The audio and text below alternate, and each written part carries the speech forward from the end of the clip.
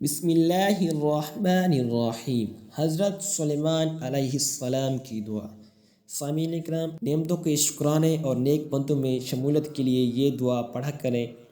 رب اوزعنی ان اشکر نعمتک التي انعمت علی وعلی والدی وأن أعمل صالحا ترضاه وأدخلني برحمتك في عبادك الصالحين۔ ترجمہ: اے میرے پروردگار، مجھے توفیق دے کہ میں شکر ادا کروں تیرے اس احسان کا جو تو نے مجھ پر اور میرے والدین پہ کیا، اور یہ کہ میں نیک عمل کروں جو تو پسند کرے، اور تو مجھے اپنے رحم و کرم سے اپنے صالح بندوں میں داخل کر دے۔ آمین ثم آمین۔